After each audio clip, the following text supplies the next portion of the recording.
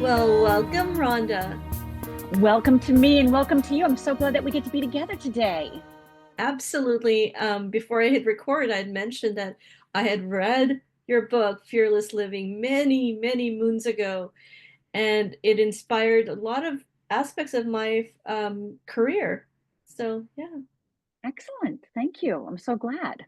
thank you. Well, I have a few questions, but we will try to keep it somewhat organic as well. And I'll just mute myself after I ask the question. Feel free to ask me as well.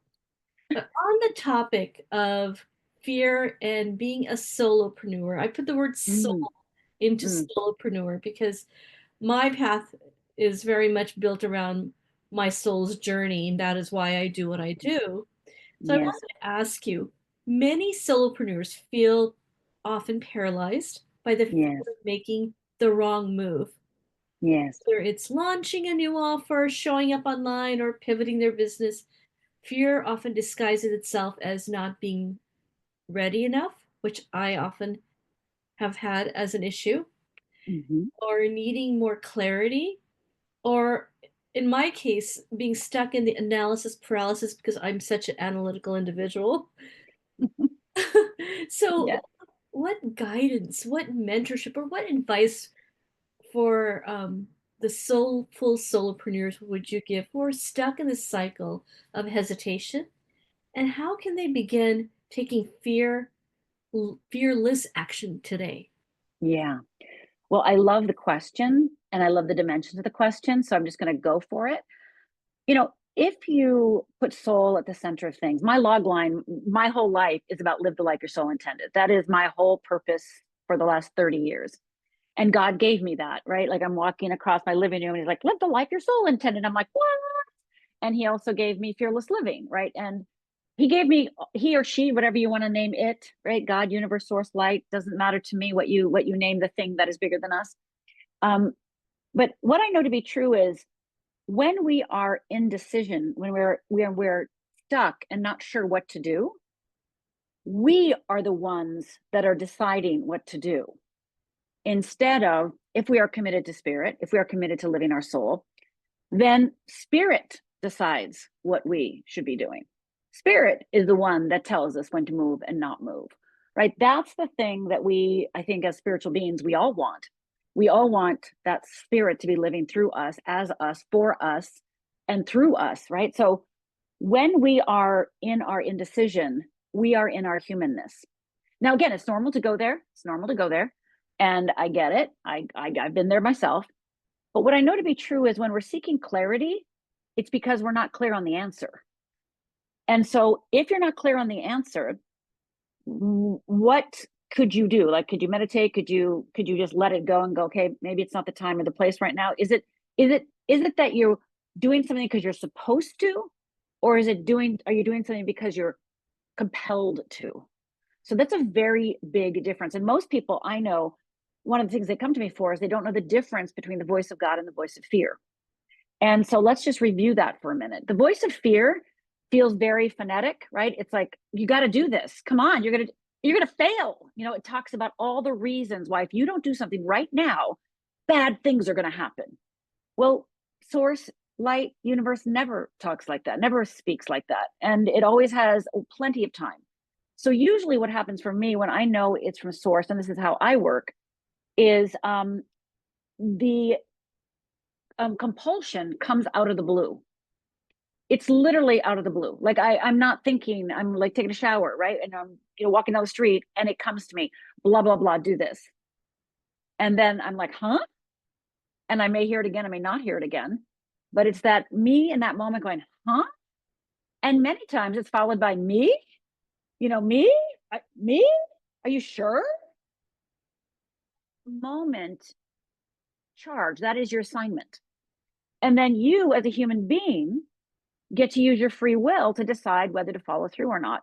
And you get to use this as your journey to become who you're meant to be.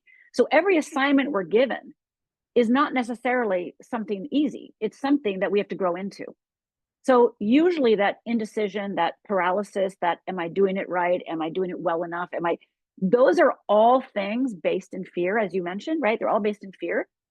And so that's what I specialize in, is helping people understand what fear looks like and how fear processes. So, but the first thing I want to say is, do you know the difference between the voice of fear and the voice of God? Then do you know the thing that you're meant to do is from God itself and that you're compelled? And if that is true, then now we got to do fear work. So until you know it's from God itself, and again, it may just be an inkling. I just get nudges, and sometimes God only gives me half the assignment. So then that's a level of patience, right? And okay, you're not okay. I only got half the assignment. Okay, and can I do something in this half of the assignment, or not? And just being open and available, and having the patience and the capability to know that you are the chosen one in order to do that job, right? So then we can talk about fear. But right now, I just want to address that, and then do we want to go to fear next, or what do you think? What's your next question, or how do we want to proceed? Because I can talk about fear all day long. Yeah, no, I like the idea of them being able to have, I would say, I don't want to use the word actionable because then ego steps in, but I would say a method to the madness, so to speak, in terms of how to work with the fear. Yeah, and so I want to clarify ego. So I know I'm the minority in this world when we talk about ego, but for me, and again, I know I'm the minority, but I think everybody needs a strong ego, because ego is part and parcel of who we are. That's how we were created, with an ego. Where it goes, quote unquote, wrong is when ego is driven by fear. So that's why I don't say, are you driven by ego, or are you driven by love, or are you driven by fear versus love? I'm really like, are you driven by fear, or are you driven by freedom? Are you driven by God or driven by fear? So be attentive, because sometimes we cut off our ego, which is our ambition, maybe our vision, our drive, our fuel, our passion, because we think we're overtaking somebody, or we're too much, or I don't want to take all the space, right? And that's all fear based, because maybe you're the person to just do just that. So let's just talk about fear for it. Let's just talk about what fear is. So I want everybody to just think for a minute. You know what? I'm going to give a quiz first, because this is going to put it into motion, and then I'll give the root of the thing. So most people, what I know to be true is that my experience is most people don't even know it's fear, right? So they think what their problem is: I'm a procrastinator, or I'm lazy, or I'm weak, or I'm indecisive, or I'm complaining. So I'm going to give a little quiz. And for everybody who is not driving, because if you're driving, don't do this. If you're not driving, go ahead and shut your eyes and then nod your head while I read these words, so you can silently acknowledge that, yes, I do this. So do you do any of these things or feel any of these things? So do you deny yourself? Do you isolate? Do you pretend everything's okay when it's not? Do you hide out? Do you whine? Do you settle and call it compromise? Do you compare yourself to others? Do you secretly manipulate? Do you get defensive? Do you judge? Do you complain? Do you procrastinate? Do you wait and call it patience? Do you blame? Do you struggle? Do you feel like you're worrying all the time? Do you deflect? Do you get in control? Do you have control issues? Do you get bitter? How about feeling powerless? What about resentful, entitled? What about feeling guilty, disappointed? What if you get caught in perfectionism or overwhelm? Do you ever feel irritated, like you might now with all these words coming at you? Do you ever feel victimized, annoyed, getting caught in self-pity? So all of the things that I just read, people for the most part think those are the problems, right?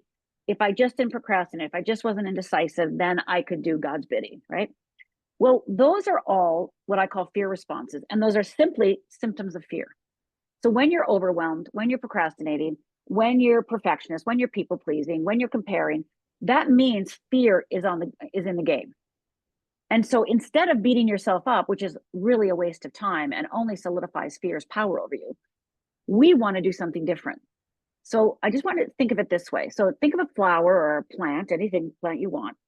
And there's a root, right? There's a root to the plant. And then there's the flowers. Let's just say use a flower. And each flower are the 5 top problems you think you have. Again, people pleasing, overwhelm, judging, procrastination, perfectionism, and whatever they are. Once you can identify what I call the core fear, what I call the wheel of fear, then these start dissolving. Your fear responses start dissolving. Most of us live on the fear response level. So they go to perfectionism school or judging school. And again, they get results and they're like, yay, I solved my procrastination and my perfectionism. Yay, me. But fear doesn't care. Fear doesn't care what your fear response is. If you stop being overwhelmed, it'll just give you a different fear response. So it could care less how it's stopping you from moving forward, because fear has one job and one job only, and it's to keep us safe. And your core fear is something that is so hidden. And by the way, it's formed by the time you're 6 years old. You're so secretly, silently running your life that you cannot even see it if you try. So when people say to me, well, I have a fear of rejection or fear of failure, I'm like, yeah, maybe. I think that's a fear response because there's something deeper underneath.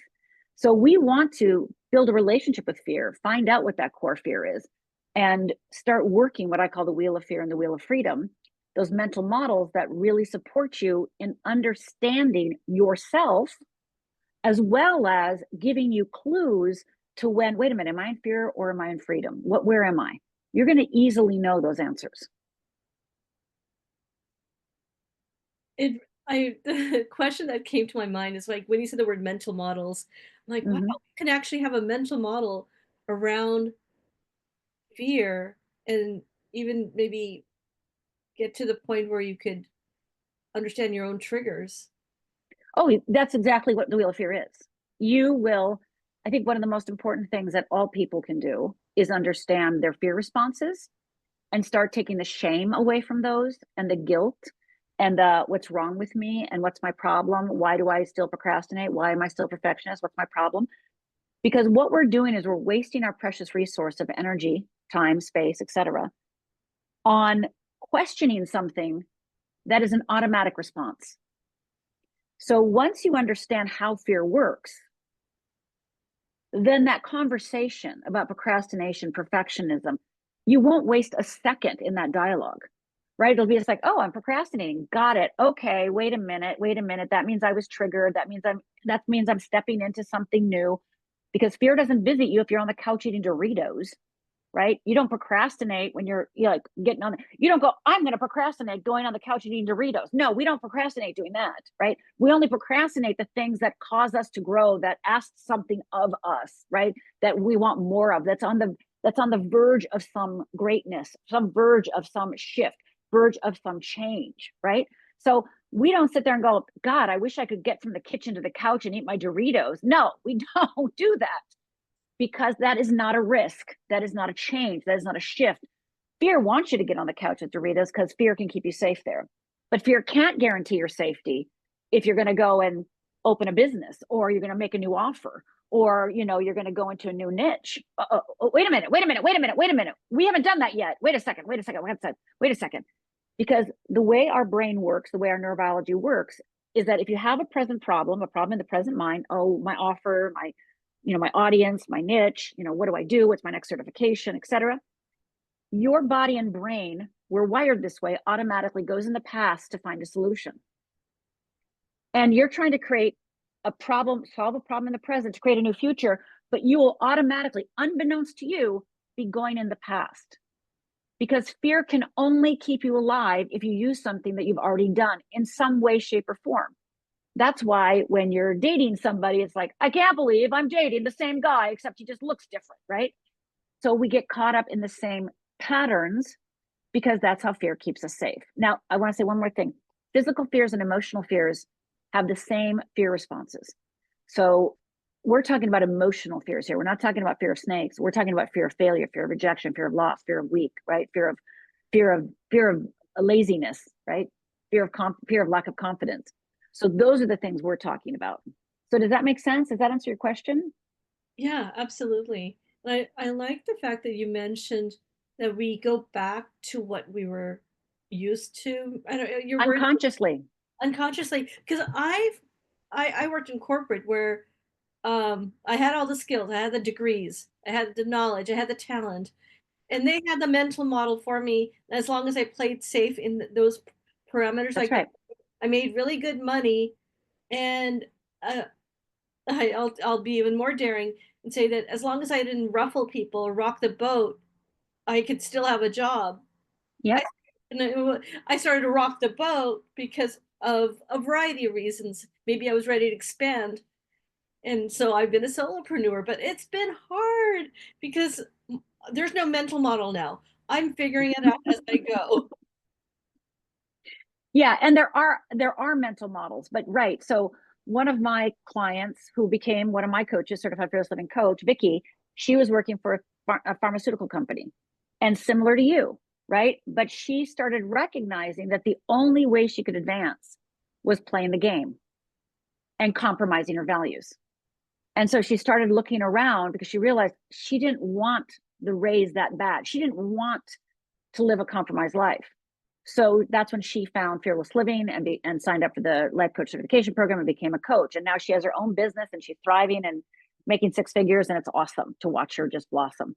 So yeah, when we come up against our values, when we come up against who we believe we are or who we want to be, and now we're being asked consciously or unconsciously, subtly or not so subtly, to not be ourselves, to not live our authentic life, then we have a decision to make. And is fear going to make that decision? Or is your soul going to make that decision? Because a lot of people let fear make that decision. And they are called smart, right? They're called smart. You are so smart. You are so smart, right? So we in our culture call people smart when they compromise themselves. You touched on the word subtle. A lot of the choices I have made in transitioning out of corporate in the last several years has been subtle. It, Mm-hmm. it's the esoteric stuff, the things that I can't even logically trace to. And it sometimes makes me feel like, are you just going nuts? I mean, this Yes. it's, Yes. it's almost like, and maybe you'll get it. Fearless like conjures up this image like, aha, I've got it all figured out. I'm a warrior. I've got the green suit on, and I'm ready. I know what I'm going to tackle. No, for me, it's been the subtle nudge, the subtle Mm-hmm. nudges, Yep. and it's it. Sometimes I question my own sanity over that. Well, sure, because it's corporate America isn't subtle, right? Corporate America is do this, do that. Here's a project. Let's get going. And so you are working on more of the subtle energetic field, right? And you are working on soul level. So it is not necessarily so shiny and bright per se for many people. And it's not so loud and brash, right? It is literally getting to your bones. It's like getting to your bones so that your bones are the ones that are creating the new you instead of the clothes you put on. It's your bones. So, we want our bones to actually create our life, not if you're a soul person, you don't want to follow, you wouldn't probably be listening to this podcast if you were somebody in corporate America wanting to know the rules, because that's a different podcast, right? That's a different one. This one is I want to live by my soul, whether I work in corporate America or not, or I have a desire to have my own business, or I have my own business and I want it to be led by spirit. Awesome. Well, you've got to be a brave individual and you've got to master fear in order to do God's bidding. That's what I believe, because God asks you to do things. Everything God's asked me to do, I've been like, you are a crazy person. Like literally, you are a nut. Okay. I mean, every single thing. So I didn't even open my business. Like I would have never been a coach if God didn't like tell me to do it, because I was actually on my own PR company at the time working with solo entrepreneurs. And one of my clients was one of the first life coaches in the world. And he would always tell me, oh, you're going to be a better coach than me. And I was like, let's see. I was an alcoholic in the past. I had 3 DUIs. I tried to kill myself 3 times because of my horrific experience when I was 14. And nobody's going to listen to me. Who wants to listen to like, oh, hey, I'm an alcoholic. Oh, hey, I tried to kill myself 3 times. And oh, hey, I had 3 DUIs. I'm a really great role model. Come this way, right? No, no, no, no. So I would look at him like he is insane, right? And I would fight him, right? When I was waitressing, I remember people told me I was funny. And I was like, I'm not funny. I would fight. I'd be like, I'm not funny. What are you, crazy? My first job out of college, my boss said I was creative. I'm like, I'm not creative. I mean, I literally was like, you are nutso, right? Because that's how it really felt for me. So I'm in my clients, who's the first life coach, one of the first life coaches in the world, and we're building his business, and I'm helping him do that. And we're sitting there talking. He's at the board, and I'm sitting on the couch, and we're brainstorming. And out of the sky, a cloud comes with a book on it, and the book goes like this: shuts, lays down on the cloud, and goes back in the ceiling. Now you want to talk about crazy nutso, right? Like, what just happened? I knew it wasn't for me, so I turned around to see if somebody had walked in. Nobody had walked in, so I'm like, what? I look at Paul, who's at the board, and he's still writing on the board. He didn't see it. And so I have this realization that that message was meant for me. And that message, what the download I got, was the answer to every question I'd ever asked, as well as the assignment to go out and teach this. And I'm like, again, God, you're crazy. And I was just fortunate to have a appointment with my minister the next day. And I didn't tell anybody, just waited for my minister, went to the minister, went, the sky opened up, a cloud came out, a book came out. Am I crazy? Like, what's happening? And she looks at me and she goes, wow, you got the call. And I'm like, the call? I didn't know. I have to finish my bachelor's, go get a master's, get a PhD, and then I can write a book. Like, I can do this in like 7 to 10 years. And she's like, well, if you got the call, you're ready. I'm like, no, you don't understand. Got to finish my bachelor's, get a master's, get a PhD, then I'll write a book. And so 7 to 10 years. And she just kept saying, you got the call, you're ready. And it took me several months to surrender to that, because the image I had of myself, or the belief I had about myself, or was that me have no right to do this work. I have no right. I have no right to do this. So for some of us, it's the sky opens up with a book. Some of us, it's a whisper on our shoulder. For some of us, it's synchronicity happening over and over and over again. But we all know, if we get quiet and really ask ourselves, did we get the call? I bet most of us listening right now, the answer is yes. Maybe you can't grasp it completely, but you know you're here for a reason. And you kind of know what the reason is, or maybe you really know what the reason is.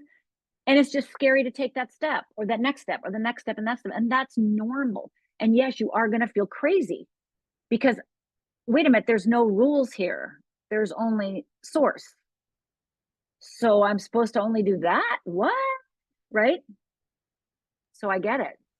And the idea that there's no rules, I often say to those who are patient enough to hear me commiserate about the challenges of doing what I'm doing, because Yeah. excuse my French, but I don't know what the F I'm always doing. It's Yeah. it's You don't have to. I sometimes have like what now I understand, okay? Because I've always been so scientific that when I have these woohoo experiences, Yeah. I'm like, oh, okay, how did I know that? Like naming my company what it's named, it just was Mm-hmm. like one day I'm sitting there That's right. and I'm like, this is gonna be something someday. I'm gonna buy the domain name. Am I gonna be my company name? Yeah. That's right. Like, That's right. So you already know. And when this is I think the greatest gift we can give to ourselves, when we have that moment, like you did with your business name, and maybe somebody else listening got it for what they're technically supposed to do, or where they're supposed to move, or who they're supposed to marry, or when you have that moment of clarity,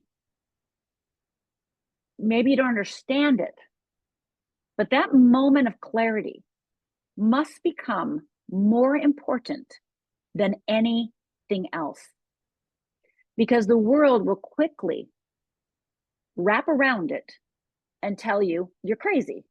That's nuts.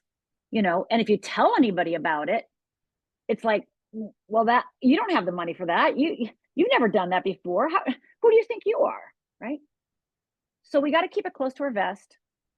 And the most important thing is, can we make that moment of clarity more real than the mug I'm holding? Can we make it more real than the mug I'm holding? Can we make it more real than our phone? Can we make it more real than this couch, right? Can we make it more real? Because when we court that, when we say that moment of clarity is more real than my doubts, my fears, my judgments, my fear, then what happens is you can find your way through that, right? You will be guided and find your way through it. So I want you to think of that moment that you got your business name as that is your most precious, that is like, it's so precious. And it is meant to be held and nurtured and loved and adored and thanked. And that connection to that moment will then open you up to another moment and another moment and another moment and another moment, because God goes, oh, she took that seriously. Oh, okay. She got the website. Oh, okay. Now I can give her the next piece. So we want to make that insight, that aha, that nudge, that quiet, really? Aha, what? That more real than any of our fears, any of our worries, anything else. I love that, especially because we live in a material world where the concrete is often affecting what I now is part. It's part of my next question is it affects our self-worth because while in corporate, I had the money. While in corporate, I had the title. While in corporate, all these other things were there to validate me, and I That's right. saying that makes me cringe because I know better on a spiritual level. But how do you, what kind of practices can you put into place? Because I still struggle. Well, let's put it this way. Soul spirit of you doesn't need validation, right? But the human does. I need validation. The difference between me and many people is I ask for it. I actually ask for it. So at the end of every single coaching session I have, and every class I teach, every workshop I lead, I ask this one question. Tell me the one thing you got out of our time together today, because I want to make sure the time has been valuable to you. And this is also your gift to me. And then they tell me, oh my God, it was right. Then I'm like, okay, okay, right? So on a human plane, many of us, not all of us, but many of us still need validation. That doesn't make us less spiritual. It just embrace that. Just embrace, like, right now in my human form, part of how God created me is I still at some level need validation. Okay. You know, I've saved every single email I've ever received that thanked me, or every single love note I've received, every single card I've gotten in the mail. You know, when I was on Starting Over, I used to get so many gifts and people would paint my face. I have every single one of those things. And I have a lot of them hanging on my wall because it reminds me that I allowed God to use me enough that it moved somebody else to take action. And it was God going, hey, Rhonda, I know you need a little validation here. So I'm going to have them send a card to you. And I'm like, thank you, God. Thank you so much. Right. So it's about not judging yourself from a spiritual plane, but really understanding that you are human on this human earth, and that your job is to follow spirit. And on that journey, you are going to face, oh, wow, I need validation. Great. Go ask for it. Quit going, I shouldn't need validation. Stop the conversation. Just go ask for it. So it's I shouldn't be like this, or I'm not evolved enough. All these conversations that chip away at what we believe is our self-worth, our confidence, right? So that's just an illusion that we've completely made up. So the next time you think, I shouldn't need this, well, you do. You do on this human plane. So instead of judging yourself, ask for it. Move on. Allow yourself to be loved. Allow yourself to take in that kindness. Allow yourself to just say, oh, you know what I really need? Am I good at this? I still need, am I good at this? I'll call my best friend. I mean, I still have days where I'm like, I don't know, maybe I should just quit. Still 30 years later. And my best friend and I've done this, you know, how many times? She knows what to do. I go, would you tell? And I say to her, would you tell me that I'm good at this? Would you tell me? that I need to keep going. And she will then pull up, remember the time, blah, blah, blah. Remember the time, blah, blah, blah. And I'm like, yeah, yeah, right? So we on a spiritual journey judge ourselves to Jesus or Buddha or, Krishnamurti, right? And most of us aren't there yet. I'm not. So maybe we're here to embrace the softness of our underbelly and our softness of self and nurture ourselves and allow ourselves to need what we need and want what we want. And then when we take away that judgment, it opens up a new space to get more messages from source, because we're not busy saying, I shouldn't do that. Who do I think I am? I'm not evolved enough. That is not even God's criteria. It's interesting you should say then take away the judgment, because one of the, I would say, characteristics, it sounds like when we are being Yeah. triggered by fear is judgment. Yes, So that's right. I recognize judgment because I'm big on recognizing things. It's part of my Yeah. training. Is like I will be sitting in meditation, doing my mantra or my breath work, Uh-huh. and there'll be something in the back lurking, that looping thing, and I'll be like, okay, Yes. I've had this trait, so to speak, since I was very young. Before Yeah. I would even, just it came with me when I was born. Yep. That's right. Like I remember just being 3 or 4 years old, something had triggered me, and I was restless, and I'm like, what's the pattern here? I'm like, what am I, Einstein? I'm like 3 years old or 4 years old, but I would figure these things out. Yes. So when you talk about this judgment and the mental model of understanding fear, I'm in awe because a part of me wants to ask you, how did you figure it out? Well, God did, right? Right? God did. So, what I did is God, remember the ceiling and the book and the thing, right? It took me many months to start coaching after that because, again, I had to work through and break my perception of myself and say to myself, I can coach even though I had 3 DUIs. I can coach even though this isn't even an industry. I can coach even though I tried to kill myself 3 times. I can coach even though my house looks like 1920s broken tile, right? Like I can still coach because in my mind, my fear-based mind, I couldn't because of those things. But maybe I meant to coach because of those things, right? Because of those things, I can coach. Because I had 3 DUIs, because I had 3 suicides, because I'm an alcoholic. Those are the reasons that God says, you coach, Rhonda, you coach. So I hear you. And so the opportunity we have is to look at ourselves and go, I was made the way I am with my needs and wants, etc. And yeah, just like you said, it's created by the time you're 6. Again, the wheel of fear and the wheel of freedom, what I call wheel of fear and wheel of freedom, are created by the time you're 5, 6 years old. And oh, by the way, our fears may not be because of anything that happened in our own lives. They're already doing research on our fears are actually handed down through our DNA. So when people come to me and they go, why am I like this? Right. And we talk about their wheel of fear, but they go, but why that wheel of fear? It's like, it really doesn't matter. So many people go to therapy and go, why am I like this? It's like, well, because you have a wheel of fear. And this wheel of fear is yours based on your DNA, based on your experiences, based on, your where you lived, lots of things. But to try to find one event that created your wheel of fear, not going to happen.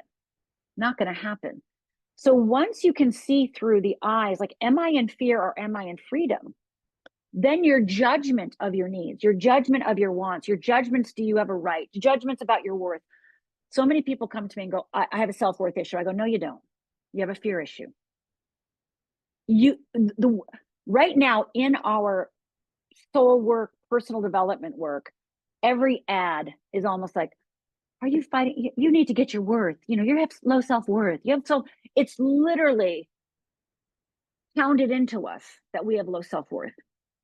Well, the next time you think you have low self-worth, tell yourself, it is not about worth. It's about, I have a fear issue, and I haven't done the work in order to see it so I can move past it.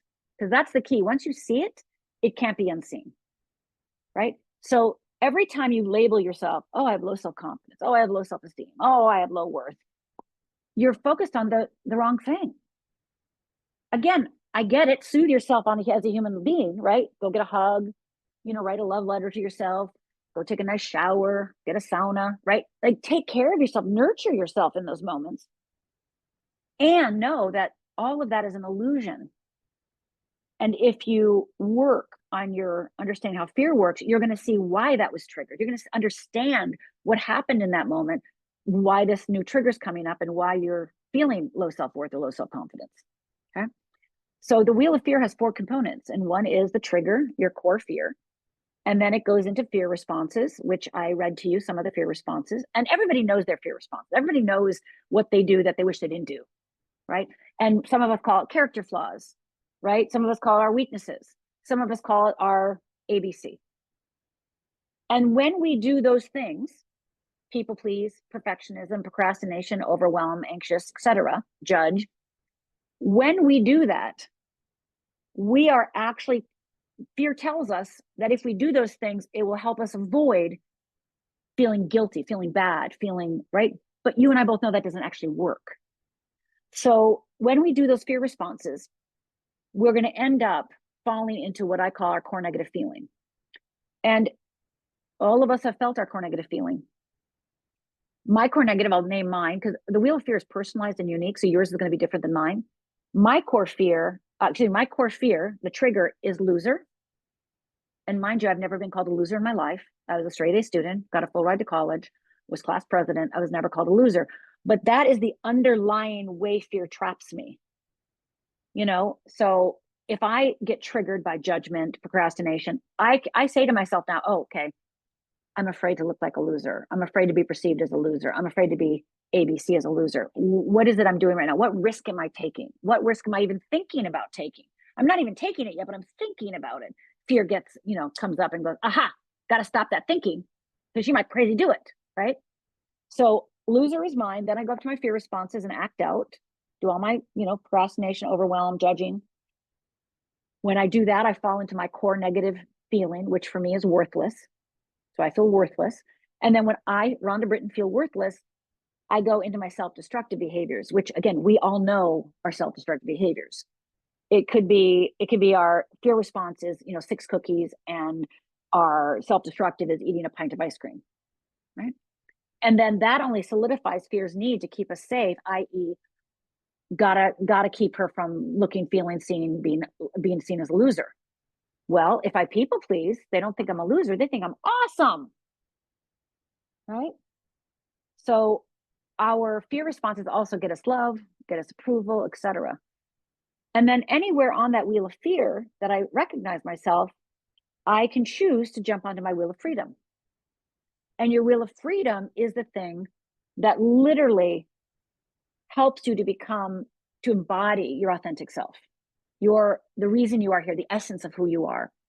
And the essence of who you are on your wheel of fear, I call essential nature, is that part of you cut off by the time you were 5 because it wasn't safe, i.e., whether it's through DNA, environment, etc. So we want to hop on and reclaim that part of ourself we left behind, because I want you to think of it as that's like a missing piece. It's like the key to unlock all of our true nature. And then we do proactive behaviors, we move into wholeness, and then we move into self-affirming behaviors. So there's a whole process that once you understand it, it takes away the need to beat yourself up to keep you under fear's spell. Instead, the minute you beat yourself up, you know that you're on your wheel of fear. And you go, oh, there I am on my wheel of fear. Okay. What do I need to do? Oh, I need to get on my wheel of freedom. Okay, let's go over there. Does that make sense? Oh yeah, absolutely. I'm really appreciating the nuances, especially knowing that once you've identified or become aware through these different techniques, or intellectually, it could be through some subtle work that I often do through meditation, but just becoming more aware allows you to then make that conscious shift to the wheel of freedom. Now I imagine it's like a cyclical thing. You're like, for That's myself, right. like constantly you have to, like, I know that I have to catch certain things That's constantly. right. That's right. And just like you said earlier, you said, well, then there's action. You mentioned the word action earlier. It's like, yeah, you got to do something on your wheel of freedom, right? You got to do something. And, whether it's meditation, whether it's saying no, whether it's, again, depending on what your wheel of fear is, freedom is, my wheel of freedom and my essential nature is authenticity. And when I was 12 years old, I was reading self-help books. And the self-help book I read when I was 12 years old was, Why Am I Afraid to Tell You Who I Am? And my favorite quote was from E. E. Cummings, which I'm going to butcher right now, is, the journey to be your true self is the hardest journey you'll ever do, right? So my whole life, I've admired people that are authentic. I have yearned to be authentic. But the wheel of fear had me tricked, believing that if I was authentic, then everybody would know I was a loser. So the very thing I yearned to be, the very thing I died to be, was the very thing I could not be, according to the wheel of fear. So I faked my way through high school and college, especially after the horrific situation when I was 14 years old, the horrific day I had, right? And changed the trajectory of my life. Like I had to hide that person. I had to hide my true nature. And I wasn't conscious of it. I wasn't consciously aware. I mean, I'm not 16 years old thinking I'm hiding myself, right? But I knew I wasn't safe. I knew that I had to keep my thoughts to myself. I knew that, right? ABC. So the very thing that I craved to be, and the thing I admired the most when I would read philosophy or spiritual books, etc., was somebody who could be their true nature, is the very thing I denied myself on my wheel of fear. Now that is so profound, and I really tuned into the word authentic. One of those hits, just like the hit I had to create my company a few months ago, and all this kind of came together, just felt magical. I Mm-hmm. decided I would launch a series of services called Amplify Authentically, and it just really deeply Yeah, speaks to my heart. And while I have a podcast, and I've often been good with public speaking, there are moments where I can't even get my voice out. And the sure. idea of really figuring out the authentic Shilpa and amplifying it. So that service, just like the company, came from not because it's a cool, trendy influencer thing to do, but That's right. it's from my heart. It's what I want to get better at. That's right. That's right. And I'll say this, whenever I'm going through a huge energetic change, a huge spiritual evolutionary moment in my life, part of what happens to me during those times is I can't speak. I can't pray. Normally I'm an awesome prayer and speaker, right? But when I'm going through a big change, my prayers are like, Dear God, okay, love you, I mean it, see you later, right? Like they're so plain and no passion, no connection. And the same happens in my writing and everything. So I really believe, and I've seen this with my clients, that when we're going through an evolutionary change, there are things that come easy to us, or that we think, well, I can do this. But it also, it all of a sudden becomes hard to do it when we're making that change. And once you understand, like, oh, I'm going through a change, because now when it happens to me, I go, oh, I'm going through a change. So I'm no longer afraid of what's happening or worried it's happening.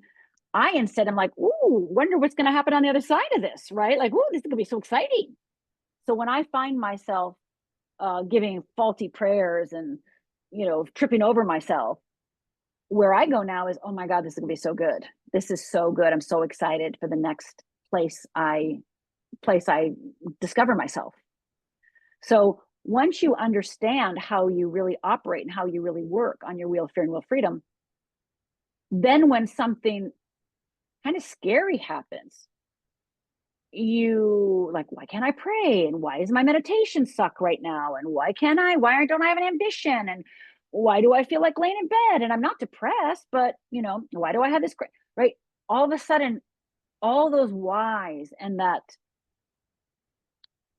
past past pattern of beating ourselves up and judging ourselves, blaming ourselves, or shaming ourselves now can be just attributed to like, oh, I'm going through a shift.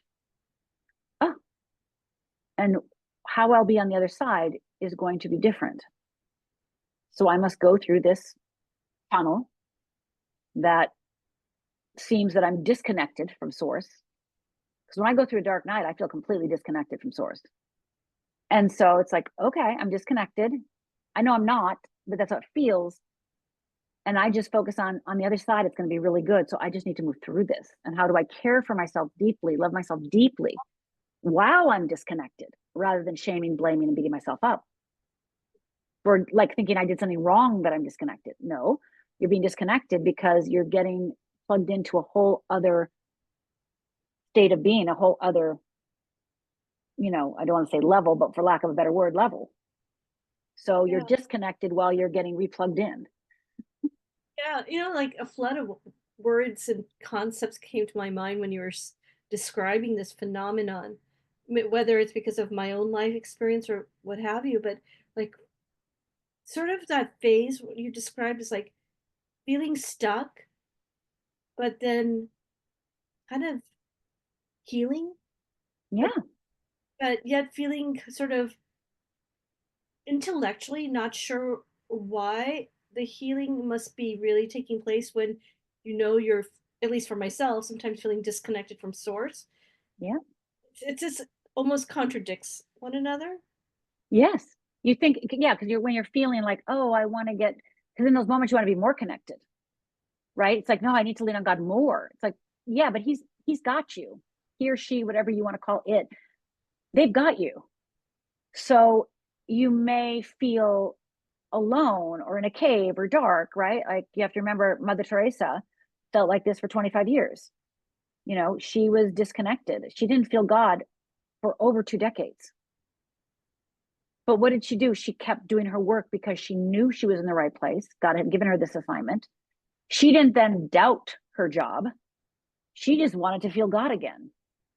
But God goes, yeah, I'm going to keep you in the desert over here for whatever reason. God has its reasons. And instead of saying, I guess I'm unworthy to keep doing my job, Mother Teresa said, no, I'm doubling down. And here's a woman who felt disconnected from God for 2 decades and became and worked with the poor and homeless and the streets of Calcutta and became one of the most powerful women in the world and had nothing. You must have intuitively understood where my heart was going with the next question, because I thought to myself, like, because I was embarrassed for myself. I'm like, well, how long Mm-hmm. could this dark phase last? Um, for me, it lasted a long time. I feel like I'm finally coming out of it. Um, Mm-hmm. it was sort of all coincided with leaving corporate, but not having left yet. Being in a really, and still am, in a very happy marriage with a young, at the time, now he's over 10 years old, baby, and then very um, tragically, suddenly losing my mom, Mm-hmm. and then transitioning slowly out of corporate. And all of that to now, still building this business. Mm-hmm. Yeah, And it's been like, I've used this metaphor with people that it feels like I have blinders on and I'm like in the yeah, dark, but somehow feeling my way. A lot of that's right. intuitive hits. Yeah. Yeah, you cannot rely on the old you. Now you still have all the skills and tools, which is awesome. Um, yeah, so when I was younger, I was an actress and all I wanted to do was be on TV or movies. That's all I wanted to do. Ever since a little tiny girl, I wanted to be an actress. And when I was in my early 30s, I remember that I wasn't turned on as I used to be. The more work I was getting, the less I wanted to act. And I remember really struggling with the idea that maybe I didn't want to act anymore. And so I would ask my friends, "Oh, do you think of acting all the time?" And they're like, "Yeah." And I'm like, "I don't do that." And so I came to the very harsh awareness that it was devastating for me, that I no longer wanted to be an actress, and I quit acting. And I said to myself, I no longer want to play a character. I don't even know who I am. So when I was in my early 30s, I set out on a journey to know myself. Now, remember, I had all the skills. Did TV, I did movies, I did a whole bunch of things. Went in the darkness. Who am I supposed to be? I come out the other side, years later with the cloud and the whole thing, and come out the other side, and years go by, and I do what I do today, right? So now I've been doing what I do today. Let's say this was 1995 is when I started my business. In the year 2000, 2001, my first book came out, Fearless Living. And I'm in Europe. I'm in England, in London, doing a book signing. And my publicist there said, Rhonda, they're trying to create a reality show, a coach changing lives, and they've been auditioning for 9 months, and they don't have anybody. They want to know if you want to, audition, give a screen test. Now, there was no reality show. There was no such thing as reality TV at this moment. There was no reality television in 2001. And there was no life coach reality television show. So I said, of course I do. So the next day I go and give a screen test. And 3 weeks later, I'm living in London. And I think to myself, wow, God really knew what he was doing. Because he used my ego of thinking being an actress will save me from something, right? Like, oh, I'll just be famous and then I won't have to deal with life, right? That's like, that was my way out of my fear, what fear told me. And so while I was an actress and doing all that from a place of trying to protect myself, I learned how to work with the camera. I learned how to do sound. I learned everything I needed. And during those years, I prayed for a series. And then when I quit acting, that prayer went away, but the skills didn't, just like your skills didn't. And then when I am now the first life coach on TV in the world, doing the first reality show in the world, that was easy, right? Because I already had all the skills. I had everything I needed. And now I had the coaching skills as well as all the skills to be comfortable on TV. So when people are going through that dark time, you still have all your skills, you still have all your tools. And oh, by the way, God wanted you in corporate America for a certain period of time because you needed certain skills that you're going to need now as you move forward. So we don't want to throw the baby out with the bathwater. We actually want to go, okay, what skills do I have? Well, I don't want to go in corporate America again. It doesn't matter that you're not thinking of a job. Think of the skills. So then you just write all the skills down, all the skills you have, because those skills you are going to need in your next evolution. So I went on to do 600 episodes of television. And, it's like, what? Right? So, and that was all because, I surrendered my need to act, that dream. I let that dream go. I didn't have another dream yet. Didn't substitute it. I wandered around for 5 years, like, oh, what do I do? Right. And then finally unfolding into who I am today. So for everybody who is listening, if you're a mother, you have skills. If you've done the PTA, you have skills. If you've been in corporate America, you have skills. If you've been married, you have skills.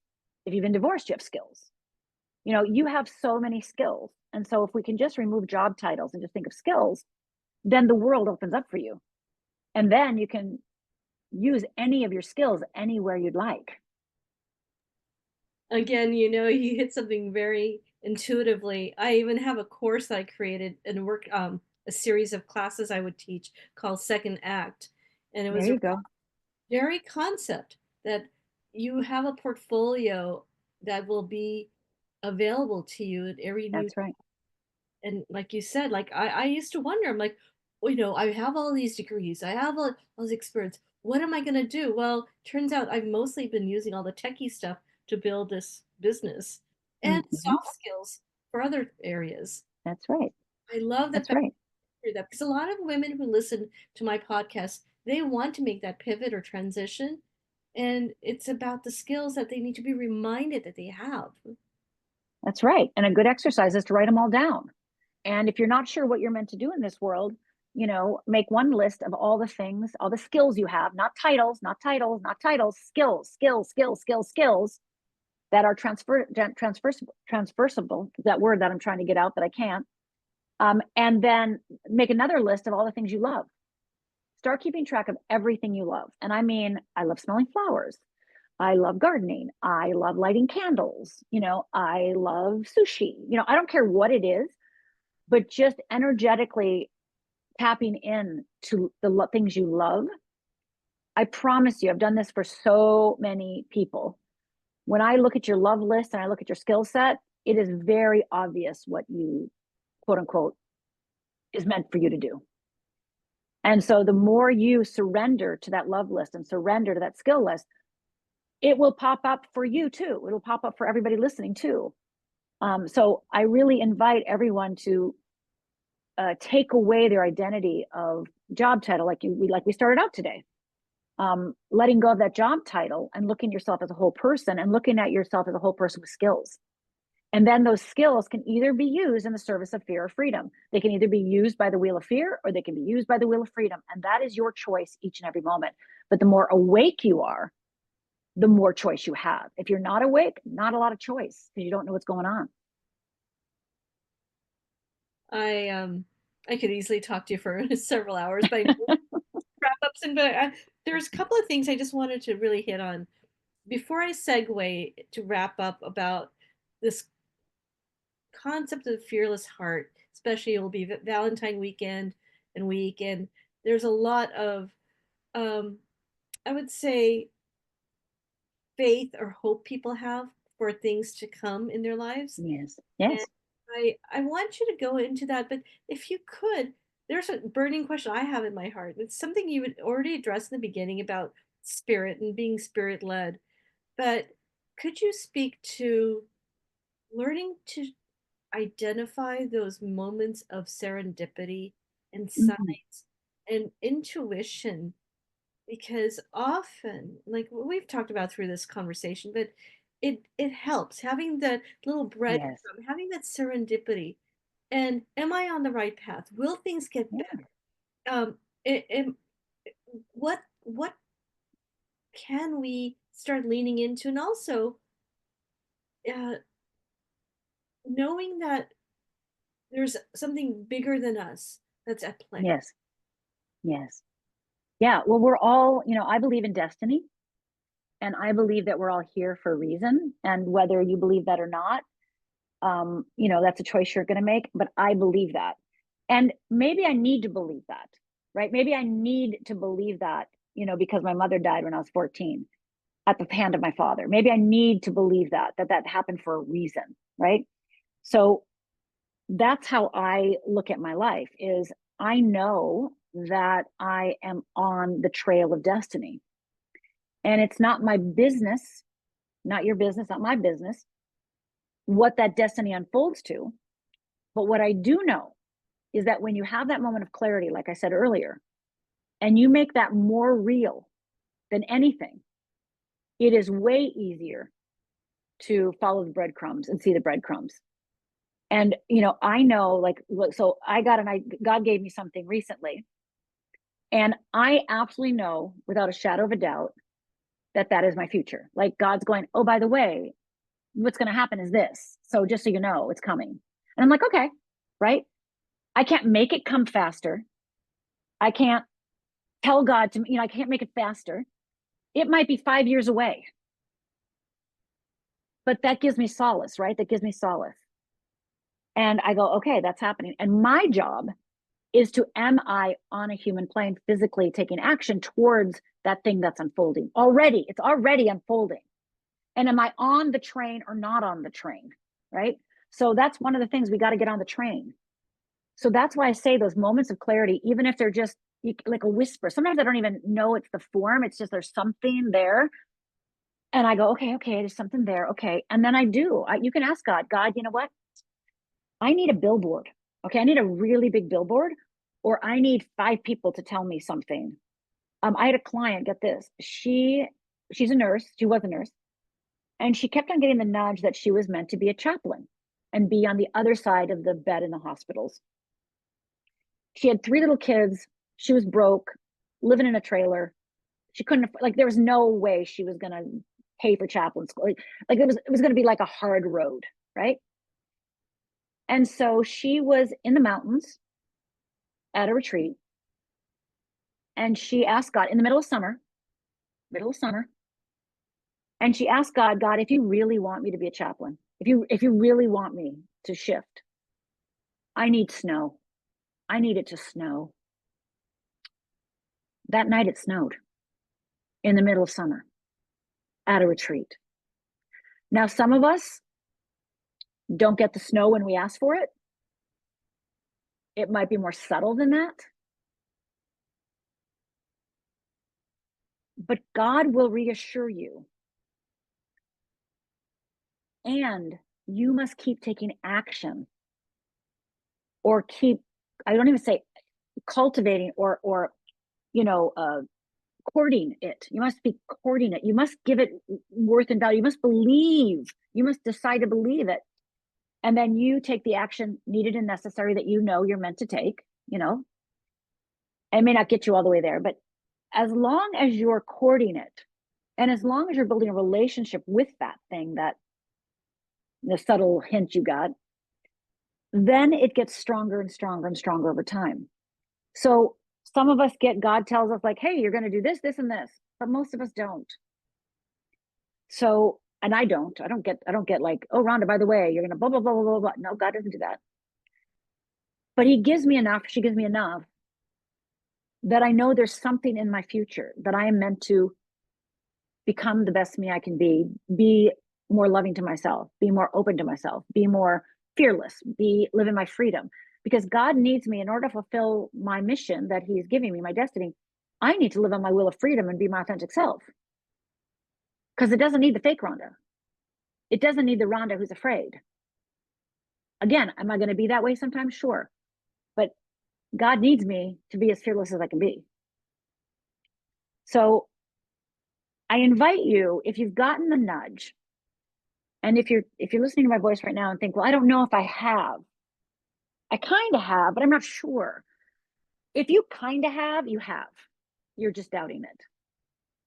So if you kind of have, or you've had this insight or this aha, but you shut it down, open it up again.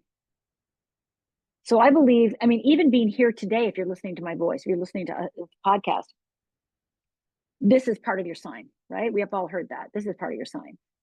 So just know that there is a wind at your back and you are being ushered forward. And your job is to focus on the ushering and the courting rather than how it's not happening. You're meant to focus on how it is happening. And whether that's a smile from a stranger, whether that's, the perfect numbers, whether that's, a sign, some sort of sign, or whether it's just an assurance in your heart that you're the one that gets to do that. Right? You're God, and if you're listening to my voice, we've all heard this phrase, it's not over until it's over. And if it's not over, then all will be well, right? So if you're still alive, it's not over. And if it's not over, it'll be well, it'll be fine, you'll be great. It'll all unfold most magnificent. You'll be shocked looking back in hindsight. You'll be shocked at how it unfolded. So enjoy the ride and become masterful over your awareness so you don't get caught and sidetracked. And oh, by the way, speaking of this, I just remembered I am actually teaching. So I teach a class called Fearless Living Transformation Program, and I'm actually teaching that live at the end of February. And I teach it live a few times a year. So if that opens your heart, if you want to learn all about fear, join me for 2 days, the last weekend, I think 22nd, 23rd of February, join me. And you'll get to know what the wheel of fear is, wheel of freedom is, and you'll get to know my whole process and my tools and all the things that I give to my clients in 2 days. It's great because this will air before the end of February, so I will make sure the show notes have it. Because I know for myself I would be interested, and my audience would be interested.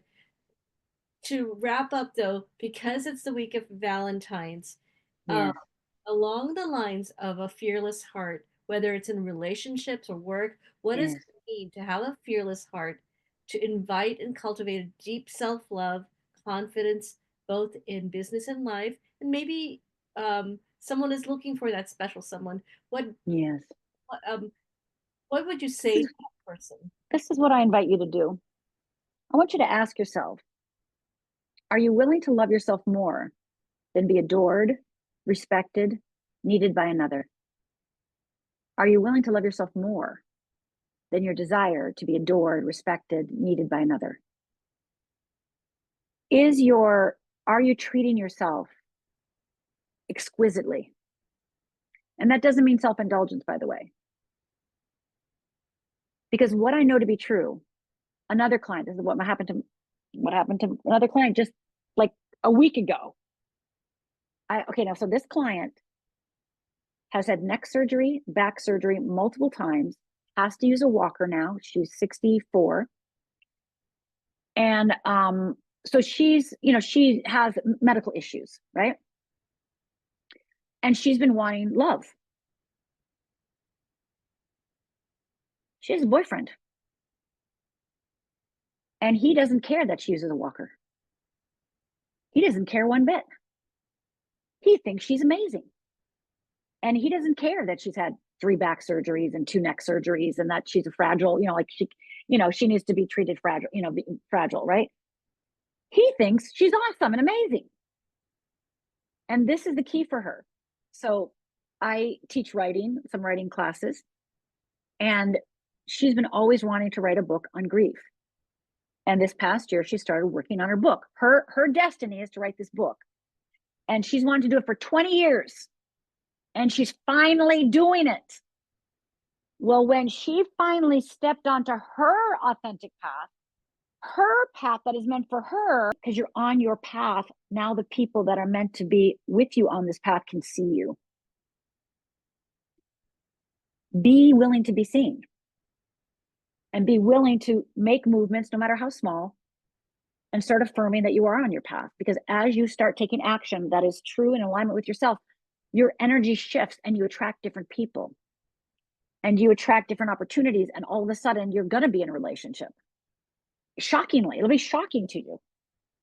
And you'll look back and go, oh, it was because I took that step. It wasn't a big step, but I shifted my energy field when I took that step because it was more true to myself.